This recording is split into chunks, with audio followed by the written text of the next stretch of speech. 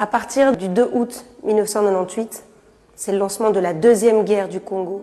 À partir de ce moment-là, systématiquement, des Congolaises et des Congolais sont visés pour ce qu'ils sont en tant que Congolais, parce qu'ils sont sur des terres en dessous desquelles il y a des ressources naturelles qui sont convoitées surtout par les grandes puissances étrangères qui font des pays d'à côté leurs proxy.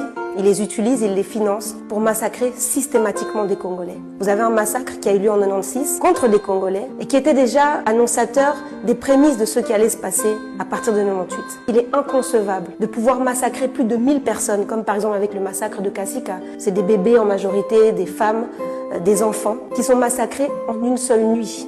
On a le massacre de Katogota, on a le massacre de Makobola, on a tous ces massacres qui s'enchaînent. Vous avez récemment, très récemment, c'était en novembre, le massacre de Kishiché. Vous imaginez que nous retrouvons, quelques mois après, toutes ces victimes, plus de 170 personnes massacrées par le M23. C'est toujours les mêmes, c'est les mêmes qui ont œuvré également à Kipupu. Vous imaginez qu'on nous a dit non, on ne peut pas parler de 200 morts.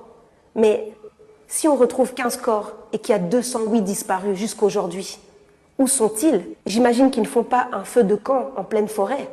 Ils ont disparu et nous finirons par retrouver leur corps quelque part.